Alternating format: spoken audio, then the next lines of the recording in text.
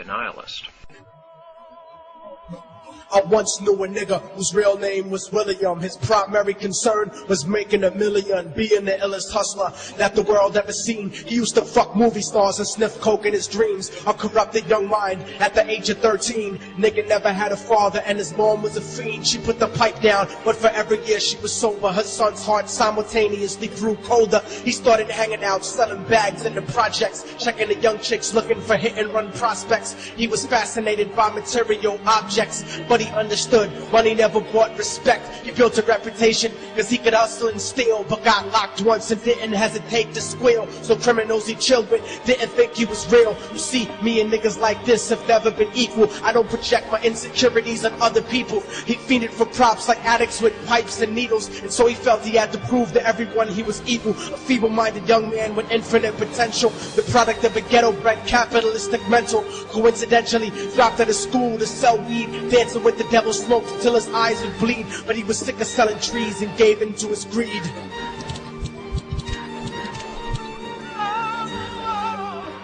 Everyone trying to be trife never faced the consequences. You probably only did a month for minor offenses. Ask a nigga doing life if he had another chance. But then again, there's always the wicked that knew in advance. Dance forever with the devil on a cold cell block. But that's what happens when you rape, murder, and sell rock. Devils used to be gods, angels that fell from the top. There's no diversity because we're burning in the melting pot.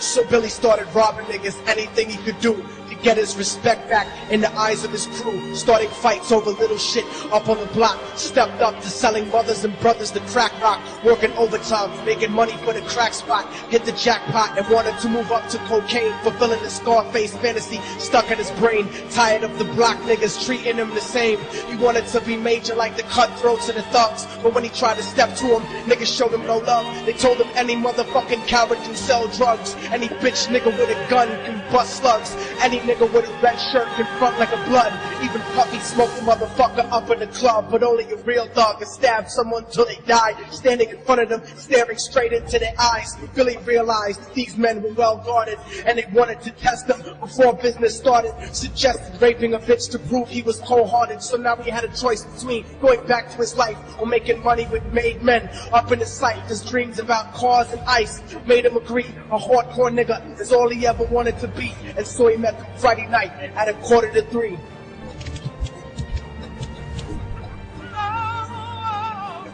Everyone trying to be trife never faced the consequences. Probably only did a month for minor offenses. Ask a nigga doing life if he had another chance. But then again, there's always the wicked that knew in advance. Dance forever with the devil on a cold cell block. But that's what happens when you rape, murder, and sell rock. Devils used to be gods, angels that fell from the top. There's no diversity because we're burning in the melting pot.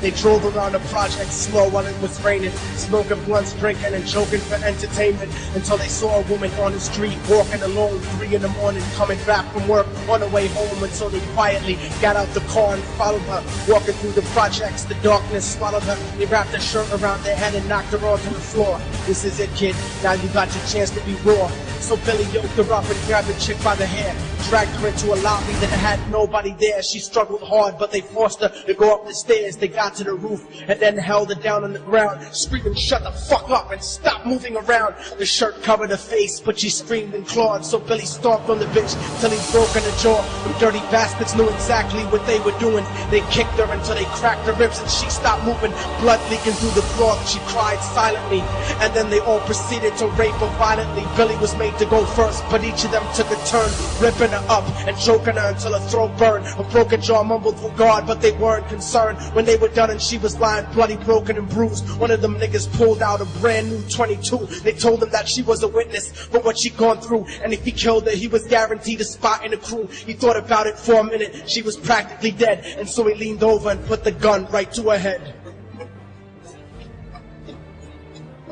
I'm falling and I can't turn back.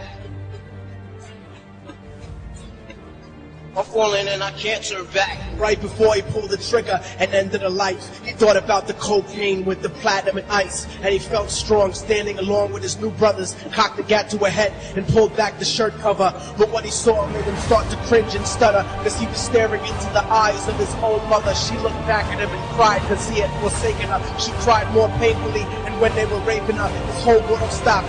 He couldn't even contemplate. His corruption had successfully changed his fate, and he remembered how his mom used to come home late, working hard for nothing, cause now what was he worth? He turned away from the woman that had once given him birth, and crying out to the sky cause he was lonely and scared, but only the devil responded cause God wasn't there. And right then he knew what it was to be empty and cold, and so he jumped off the roof and died with no soul. They say death takes you to a better place, but I doubt it. After that they killed his mother and never spoke about it. And listen, cause the story that I'm telling is true, cause I was there with Billy Jacobs and I raped his mom too. And now the devil follows me everywhere that I go. In fact, I'm sure he's standing among one of you at my shows, in every street cipher listening to Little Thug's flow. He could be standing right next to you and you wouldn't know. The devil grows inside the hearts that are selfish and wicked. White, brown, yellow, and black color is not restricted. You have a self-destructive destiny when you're inflicted, and you'll be one of God's children that fell from the top. There's no diversity because we're burning in the melting pot. So when the devil wants to dance with you, you better say never,